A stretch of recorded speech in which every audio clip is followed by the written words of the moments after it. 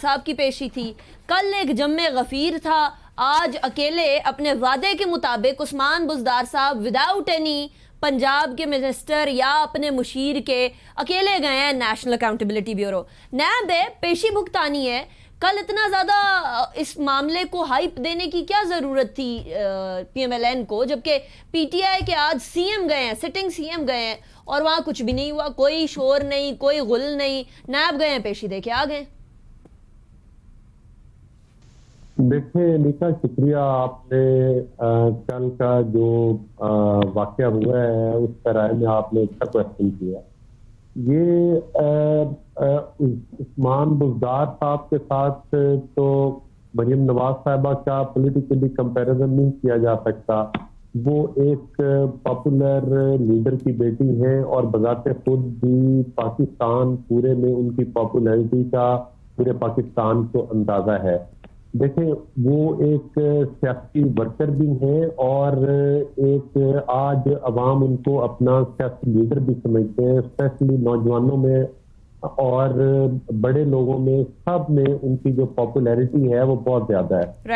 اور اس حکومت کی وکٹمائزیشن اور اس حکومت نے جب سے یہ سلسلہ شروع کیا ہوا ہے نون لیگ کا اور نون لیگ کی قیادت کی ہراسمنٹ کا، تو وہ ڈے بائی ڈے سارے واقعات لوگوں کے دلوں پہ نقش ہو گئے. مسلم لیگ کے جو کارکن ہیں ان کو کوئی کال نہیں دی گئی تھی. میں بھی کل اس وقت اس واقعہ میں بھی موجود تھا اور اس کے بعد جو پریس کانفرنس ہوئی میں ادھر بھی موجود تھا. تو اس سارے واقعہ میں میں اس وقت نیب کے گیٹ کے سامنے کھڑا ہوا تھا جب یہ واقعہ سارا پیش آیا. تو یہ اس میں ساری جو ہے وہ انتظامی مس مینجمنٹ تھی اور میں سمجھتا ہوں کہ ان کی کوئی سازش بھی شامل تھی. کہ آپ یہ دیکھیں نا کہ مریم صاحبہ اس سے پہلے کتنی دفعہ نیب کورٹ میں پیش ہو چکی ہیں.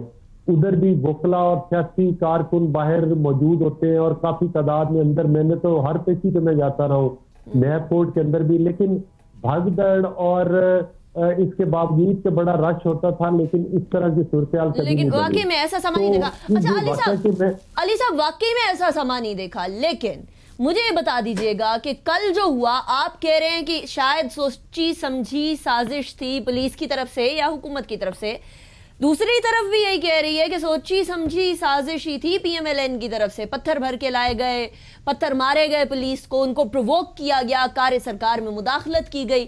فیاض الحسن چوہان نے تو اس سے بھی بڑھ کے بہت سارے الزامات لگا دیے. چلیے ان میں نہیں جاتے، ان کو اگر قیاس آرائیاں بھی مان لے تو. لیکن یہ چیدہ جو الزامات لگے ہیں، یہ الزامات تو ہیں کہ آپ لوگوں نے بھی سازش ہی کی تھی. نہیں، دیکھیں میں اس وقت ادھر موجود تھا. ہوا یہ ہے کہ جس وقت مریم صاحبہ کی گاڑی آئی ہے، ایک تو انہوں نے چاروں طرف سے رکاوٹیں کھڑی کی ہوئی تھیں اور ہم لوگ 4-5 کلومیٹر موٹر وے کو بند کیا ہوا تھا اور جو لوگ اور ورکر ادھر آئے ان سے اظہار یکجہتی کے لیے وہ 5-6 کلومیٹر پیدل چل کے اس جگہ تک پہنچے. اور جب مریم صاحبہ کی گاڑیاں ادھر پہنچی ہیں، وہ کوئی 3-4 گاڑیاں تھیں، اس میں مطلب ہے کہ جو ان کے ساتھ تھیں ان کی اپنی ذاتی 2 گاڑیاں تھیں. اس وقت سب سے پہلے انہوں چونکہ یہ چاہتے تھے کہ مریم صاحبہ کی گاڑی ہی آگے آئے، لیکن اس سے آگے اور پیچھے کچھ گاڑیاں تھیں. ان کو چاہیے تھا کہ حکمت عملی اپناتے، مسلم لیگ کے جو سینئر لیڈر کھڑے تھے ان کو بلاتے، ان کو کہتے کہ آپ مریم صاحبہ کی اکیلی گاڑی کو اندر لے کر آئیں، لوگوں کو سائیڈ پہ کر دیں جو آگے ہیں. تو جب ہوا یہ کہ انہوں نے اس کی بجائے ایک پانی جس میں کہ کیمیکل یا مرچیں مکس تھیں وہ لوگوں پر سپرے کیا، اس کے بعد شیلنگ کی.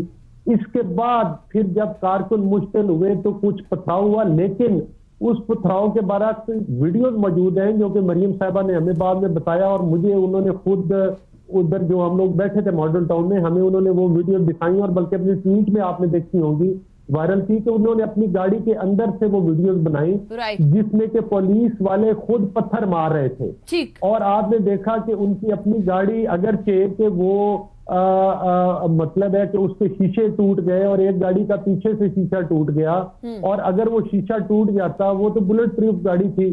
تو آپ دیکھیں وہ عام گاڑی ہوتی تو پتہ نہیں کیا ہوتا. ٹھیک، آپ کا پوائنٹ بجا ہے، آپ کا پوائنٹ بجا ہے کہ یہ تو بلٹ پروف گاڑی تھی، اس کا یہ حال ہوا، نہ ہوتی تو پھر کیا ہوتا. کمل یہ بتائیں کہ عمران خان صاحب نے جب حکومت میں